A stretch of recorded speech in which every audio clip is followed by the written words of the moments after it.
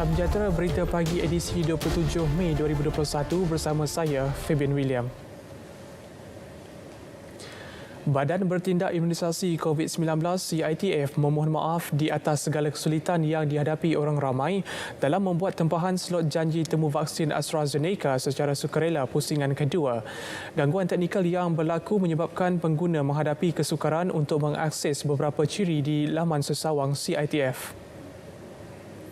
Masalah itu dipandang serius dan satu siasatan yang diketuai Unit Permodenan Tadbiran dan Perancangan Pengurusan Malaysia mampu termasuk menilai perkhidmatan yang diberikan oleh pembekal telah pun bermula.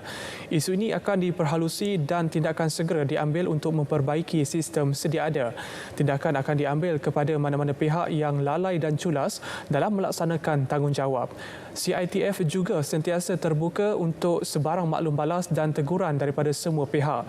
Inisiatif kepada orang ramai berusia 18 tahun ke atas di Kuala Lumpur, Selangor, Pulau Pinang, Johor dan Sarawak yang dibuka habis ditempah dalam masa lebih kurang 1 jam. Sebanyak 959,609 tempahan individu berumur 18 tahun ke atas telah diterima.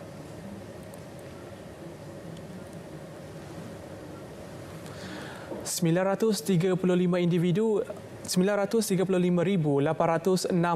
individu telah melengkapkan 2 dos suntikan vaksin menerusi program imunisasi COVID-19 kebangsaan. Menteri Kesihatan Datuk Seri Dr. Adham Baba menerusi akaun Twitternya berkata, seramai 1,647,183 individu telah menerima dos pertama. 45.60% atau 11,669,418 individu mendaftar untuk menerima suntikan vaksin dengan Selangor terus mencatat jumlah pendaftaran tertinggi iaitu 2,916,443 individu. Fasa kedua pemberian vaksin bermula April hingga Ogos ini pula melibatkan 9.4 juta warga emas, kumpulan rentan dan orang kurang upaya. Fasa ketiga yang dijadual Mei tahun ini hingga Februari 2022 melibatkan individu 18 tahun dan ke atas, warga negara dan bukan warga negara.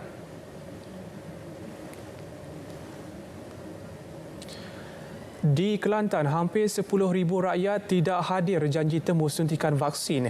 Di Kedah, 10,827 individu yang mendaftar sebagai penerima vaksin COVID-19 juga dilaporkan tidak hadir janji temu. Pengarah Kesihatan Kedah Dr. Muhammad Fikri Ujam memberitahu angka itu membabitkan 35% daripada 30,100 individu yang telah mendaftar dan diberikan janji temu menerusi aplikasi MySejahtera antara 19 April hingga 22 Mei lalu.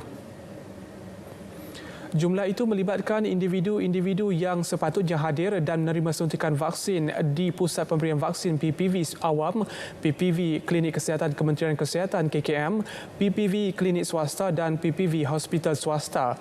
Bagaimanapun, vaksin itu diberikan kepada senarai menunggu yang memenuhi kriteria fasa 2 iaitu kumpulan warga emas dan penghidap penyakit kronik seperti hipertensi, diabetes dan masalah jantung. Beliau memaklumkan antara alasan diberikan ialah bimbang dan belum bersedia menerima suntikan vaksin selain kurang sihat, sedang menjalani kuarantin berada di luar kawasan, tidak punya kenderaan untuk hadir ke PPV dan ingin menukar tarikh janji temu pada saat akhir.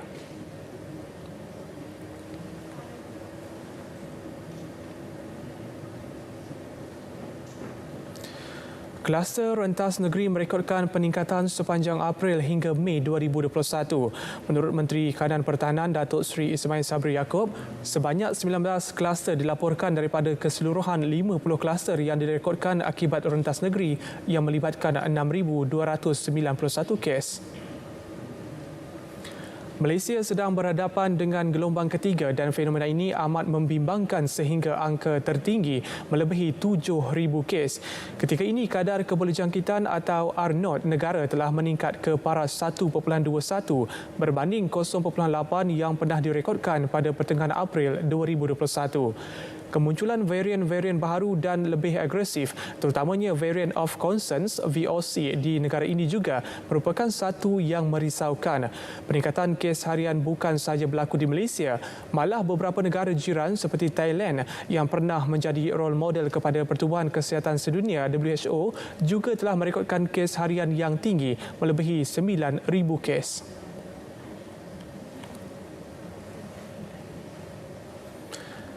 Faktor manusia hanya satu daripada aspek dalam siasatan insiden kemalangan membabitkan 2 tren LRT laluan Kelana Jaya. Menteri Pengangkutan Datuk Seri Dr. Wee Ka Siong menerusi satu kenyataan memaklumkan siasatan keseluruhan turut mengambil kira faktor teknikal dan pengoperasian insiden itu.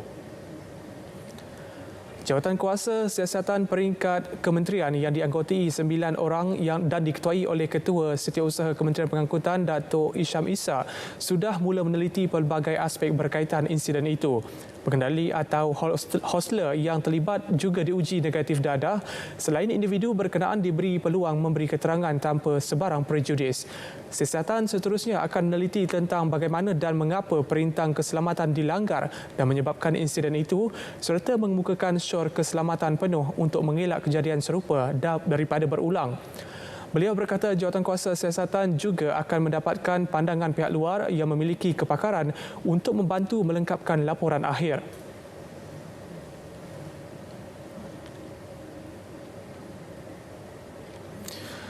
Tempoh masa maksimum 2 jam berada di premis peruncitan bertujuan mengelak berlaku kesesakan seterusnya mencapai objektif mengurangkan pergerakan serta risiko jangkitan COVID-19.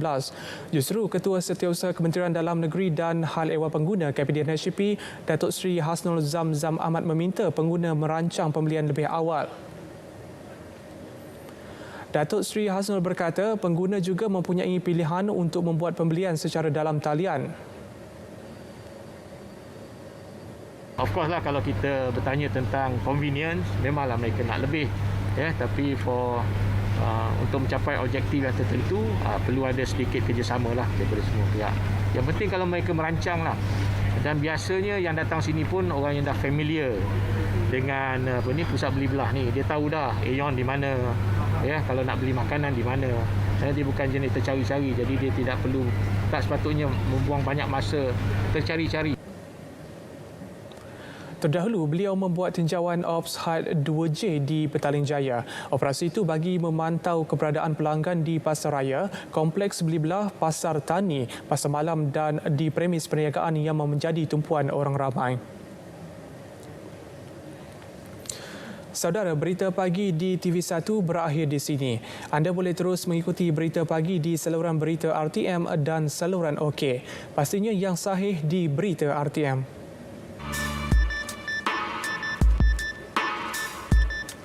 Pengurusan kontak rapat di rumah. Pertama, kontak rapat perlu dikuarantin selama 10 hari dari tarikh terakhir pendedahan kepada kes positif. Kedua, kontak rapat hendaklah melakukan pemantauan kesihatan kendiri dalam tempoh tersebut. Ketiga, kontak rapat akan dihubungi untuk tujuan penilaian kesihatan dan pemberian perintah pengawasan dan pemerhatian mengikut pengaturan PKD masing-masing. Keempat, kontak rapat yang bergejala akan diberi keutamaan untuk ujian pengesanan COVID-19.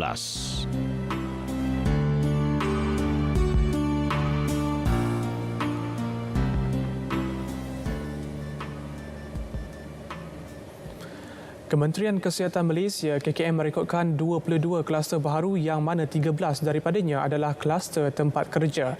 Dari kenyataan yang dikeluarkan, ia melibatkan 3 di Selangor, 4 di Johor, 3 di Pulau Pinang dan masing-masing 1 kluster di Perak, Pahang dan Sarawak. Kluster tempat kerja Kampung Tun Razak, Jalan Bersatu, Meranti Jaya 2 telah dikesan di Selangor, manakala di Sarawak kluster tempat kerja dikesan di Jalan Sukma. Sementara itu di Johor, kluster tempat kerja turut dikesan di Jalan Bukit 1, Jalan 1 Air Hitam, Jalan Tenggar Industri dan di Jalan Temenggung 2. Kluster tempat kerja turut dikesan di Industri Zon Dagang 1, Perusahaan Maju 10 dan Jalan Kasia Selatan 5, Pulau Pinang. Bagi negeri Perak, kluster tempat kerja dikesan di Jalan IKA, manakala 1 kluster dikesan di Industri Kampung Tersang, Pahang. Dalam pada itu, 6 kluster komuniti dikesan iaitu 1 di Sarawak, 2 di Kelantan, 2 di Sabah dan 1 di Pahang. 3 kluster keagamaan yang turut dikesan di Lestari Mewah Selangor, Jalan Harmoni Utama Johor dan Cat Lipis di Pahang.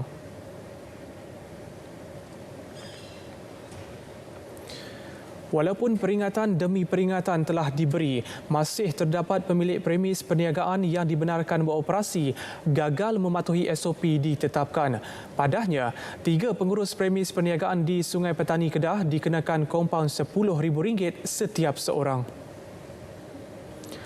Tindakan hasil pemantauan dan penguatkuasaan SOP Perintah Kawalan Pergerakan PKP 3.0 oleh Majlis Keselamatan Negara MKN Negeri Kedah dan Polis Daerah Kuala Muda. Operasi yang turut disertai Pengarah MKN Kedah Muhammad Zawawi Zakaria dan Ketua Polis Daerah Kuala Muda SCP Azli Abu Shah itu tertumpu di Pasaraya dan premis perniagaan sekitar Jalan Ibrahim. Menurut SCP Azli, antara kesalahan yang dilakukan ialah gagal menyediakan sarung tangan pakai buang kepada pelanggan dan tidak menutup ruangan fitting room iaitu ruang pakaian. Selain itu, pemilik premis juga didapati tidak menyatakan jumlah pelanggan yang dibenarkan masuk ke dalam premis pada satu masa.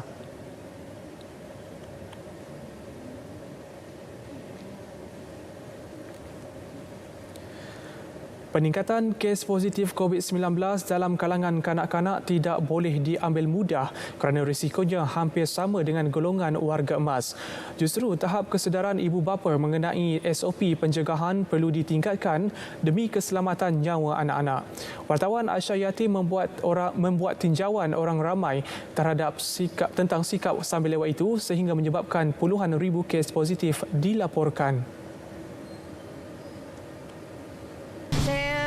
Saya tengok ramai kanak-kanak dia tak pakai mask walaupun di kawasan perumahan. Maybe they thought they're safe kan dekat rumah. Susah nak cakap lah parents sebab parents pun tension juga dengan children di dalam rumah kan. So dia orang terpaksa hantar keluar. Tapi taman rekreasi pun tak ada kan. Dia orang nak main kan. So awareness of the parents tu kena ada lah. Kalau untuk keluar nak pergi pasaraya ke apa kan, saya rasa tak perlulah bawa baby tu. Sebab kita tak tahu kan macam mana, daripada mana jangkitan tu mula, mungkin daripada udara ke apa kan. So kalau kita balik rumah pun, kita kena mandi dulu baru boleh bergaul dengan diorang lah. Kalau saya tengok, kadang-kadang diorang ada tak pakai mask untuk anak diorang. Setakat ini, Kementerian Kesihatan melaporkan lebih 48,000 kanak-kanak dan bayi dijangkiti COVID-19. 6,290 merupakan bayi berusia 18 bulan ke bawah sekaligus menjadikan mereka antara golongan berisiko tinggi selepas warga emas. Golongan dewasa sewajarnya perlu bimbang apabila puluhan ribu kanak-kanak termasuk bayi dijangkiti COVID-19 di seluruh negara. Oleh itu, ibu bapa perlu sentiasa memantau anak-anak, jangan biarkan mereka berada di luar rumah. Sentiasa memakai pelitup muka, kerap membasuh tangan menggunakan cecair basmi kuman. Ingat, COVID-19 itu benar dan COVID-19 itu membunuh. Aisyah Yatim, Berita RTM. Malaysia menyokong tindakan Majlis Negara Pengeluar Minyak Sawit CPOPC mengemukakan bantahan menerusi satu kiriman surat kepada Perdana Menteri Belgium Alexander De Croo. Ia berhubung isu pengharaman penggunaan minyak sawit sebagai bahan api di negara itu dalam tempoh terdekat. Menteri Perusahaan Peladangan dan Komoditi Datuk Dr. Muhammad Khairuddin Aman Razali menerusi kenyataan media menjelaskan Malaysia amat kecewa dengan tindakan negara berkenaan. Langkah Belgium jelas bercanggah dengan prinsip amalan perdagangan bebas yang digariskan Pertubuhan Perdagangan Dunia WTO. Ia juga merupakan tindakan diskriminasi terhadap produk sawit negara. Justru Malaysia menyeru Belgium, Kesatuan Eropah EU serta negara anggotanya melihat kesan sekatan ini secara objektif. Pada 15 Januari lalu, pihaknya telah pun memulakan tindakan undang-undang terhadap EU serta negara anggotanya berkaitan pelaksanaan European Union Renewable Energy Directive (EU-RED). Ini dilakukan dengan memfailkan permohonan konsultasi melalui mekanisme penyelesaian pertikaian di bawah WTO. Proses tindakan undang-undang kini sedang berjalan dan mengikut prosedur yang digariskan oleh WTO.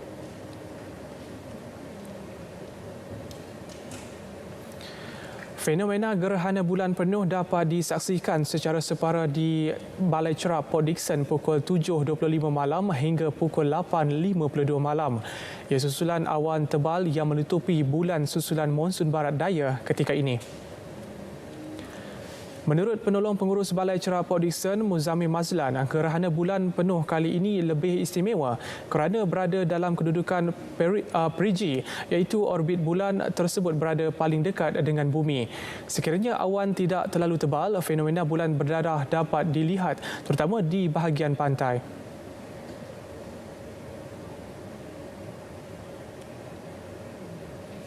Tadi yang kita nampak tadi itu dah kita tak nampak total dah. Maksudnya kita tak nampak gerhana bulan penuh dah. Kita hanya nampak separa, ada sebahagian dia, tinggal lagi beberapa persen untuk dia bayang dah keluar masuk ke fasa penumbra. Jadi itulah kita boleh nampakkan tadi. Nampak sikitlah sebahagian tu gelap dan sebahagian tu terang. Beliau berkata demikian ketika ditemui di Balai Cerah Port Dickson. Gerhana bulan penuh di Port Dickson kali terakhir dapat dilihat dengan sempurna pada tahun 2018 berikutan faktor cuaca yang mengizinkan.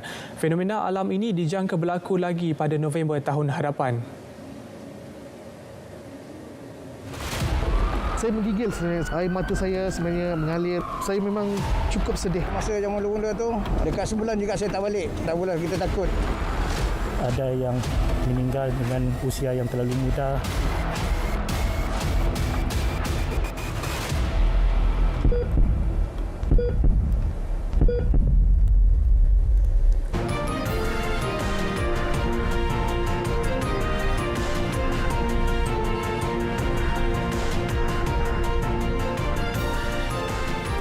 Perkembangan luar negara. Varian baharu COVID-19 semakin merebak. Laporan Pertubuhan Kesihatan Sedunia WHO mendedahkan varian COVID-19 yang pertama kali dikesan di India kini telah direkodkan di 53 wilayah. Selain itu, maklumat menunjukkan bahawa varian B1617 telah ditemui di 7 wilayah lain, menjadikan keseluruhannya 60 wilayah telah ditembusi varian baharu virus berkenaan di India.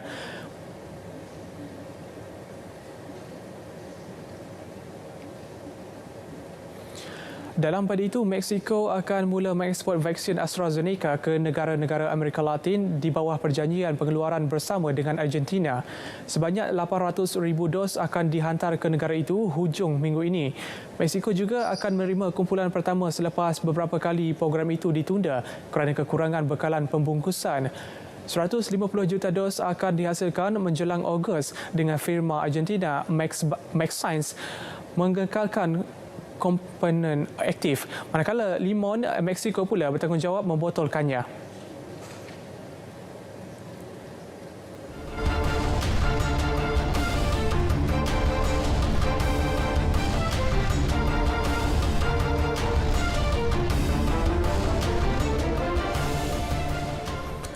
Perkembangan sukan sepak takraw. Persatuan Sepak Takraw Malaysia PSM harus segera diadakan perbincangan dengan Persekutuan Sepak Takraw Asia ASTAF bagi mengelakkannya disingkir dari Badan Indo-Asia itu. Saranan itu disuarakan Naib Pengerusi Panel Penasihat Undang-Undang dan Tadbir Urus Persekutuan Sepak Takraw Asia ASTAF yang baharu, Dr. Widawati Muhammad Razi. Jika PSM disingkir, ahli gabungan yang menarik diri dari PSM boleh menubuhkan persatuan sukan baharu dengan syarat perlu mendapatkan pengiktiraf ASTAF dan ISTAF. Beliau juga bekas Pesuruhjaya Sukan mempunyai latar belakang dalam bidang perundangan sukan turut menasihatkan PSM agar memanfaatkan tempoh rayuan 14 hari yang diberi atau berdepan penyingkiran daripada ASTAF serta-merta.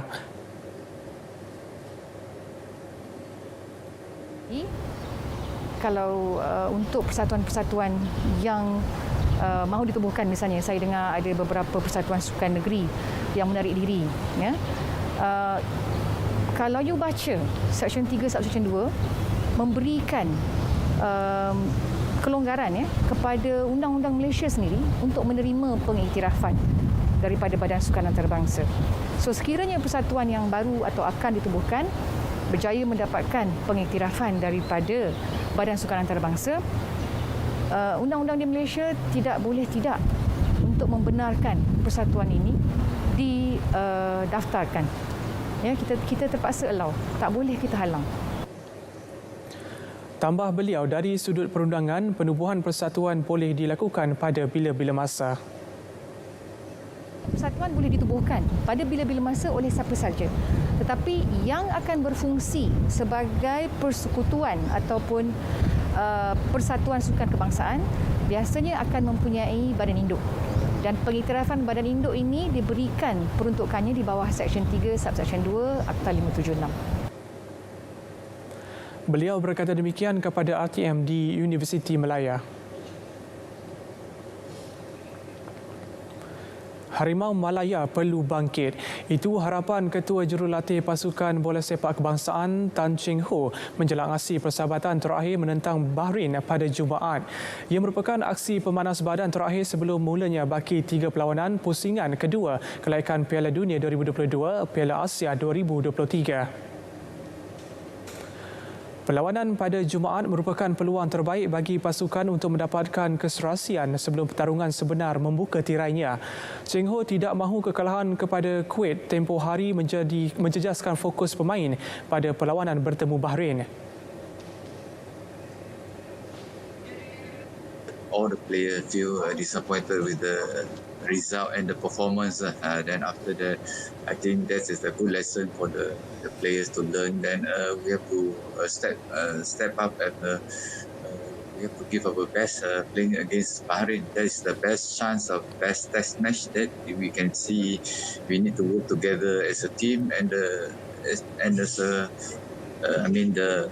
we need to get the momentum, the flow, and especially going for attacking and defending as a unit also. Kita Barisan Jurulatih sedang menilai meneliti setiap pemain dari segi tahap kejagatan mereka dan juga dari segi corak permainan, adakah pemain ini sesuai diturunkan melawan Bahrain nanti. Of course kita percaya pemain-pemain yang turun menentang Bahrain nanti adalah barisan yang strategi dan bersedia untuk kempen kelaikan Piala Dunia ini. Dalam perkembangan yang sama, Cheng Ho turut menyatakan selain keserasian, keputusan juga memainkan peranan untuk meningkatkan motivasi pemain dalam aksi menentang UAE pada 3 Jun nanti. Saya rasa setiap pemain tahu dan juga inginkan keputusan yang terbaik kerana ini memberi kita keyakinan dan juga terhadap diri mereka dan juga pada pasukan juga. Keputusan yang sedikit sebanyak kadang-kadang yang negatif boleh menjejaskan dari segi moral dan mental pemain, tetapi rata-rata pemain dah mempunyai satu pengalaman yang terbaik di pentas antarabangsa. Itulah kita harap setiap pemain dah bersedia. Sebelum ini, skuad Harimau Malaya sudah pun menentang Kuwait bagi aksi latihan pada awal pagi Isnin lalu, namun mereka tewas 1-4 pada aksi di Dubai. Skuad kebangsaan ketika ini menghuni tangga kedua dengan 9 mata, 2 mata di belakang Vietnam selaku pendahulu kumpulan G. Tiada kompromi terhadap isu gangguan seksual dalam sukan. Kementerian Belia dan Sukan KBS menegaskan pihaknya dan Majlis Sukan Negara MSN akan memberikan sokongan penuh dan memperkasa platform kepada atlet dan pegawai untuk tampil membuat laporan jika berlaku insiden salah laku dan gangguan seksual. Menterinya Datuk Seri Rizal Merican Naina Merican berkata, laporan boleh dibuat menerusi Jawatankuasa Perwakilan Atlet MSN, Jawatankuasa Salah Laku dan Gangguan dalam Sukan MSN dan juga Suruhanjaya Atlet di bawah Majlis Olimpik Malaysia MOM. Menerusi satu hantaran di Facebook rasmi beliau, Datuk Seri Rizal amat memandang serius pengalaman gangguan seksual yang dilalui bekas atlet renang negara Cindy Ong suatu ketika dahulu. Beliau menegaskan gangguan sebegini tidak seharusnya berlaku terhadap mana-mana atlet negara. Setiap atlet dan pegawai harus berada dalam suasana yang selamat di dalam pusat latihan kebangsaan. KBS akan terus menyokong inisiatif untuk memastikan isu gangguan seksual dalam kalangan atlet dan bakal atlet dapat ditangani secara menyeluruh.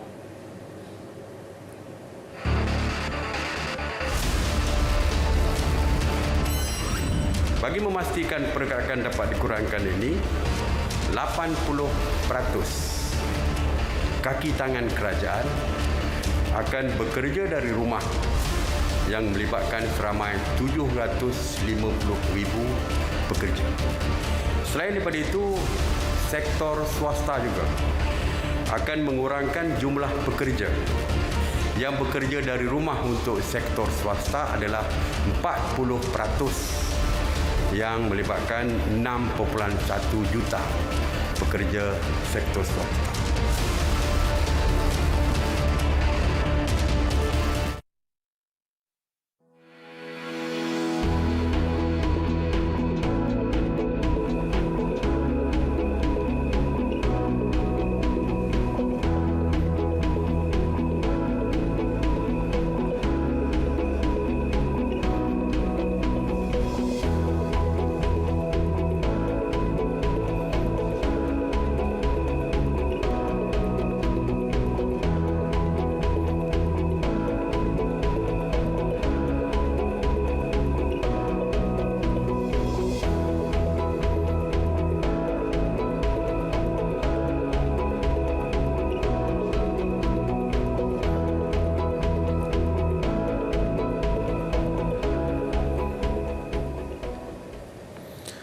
Saudara, berita pagi 27 Mei 2021 berakhir di sini.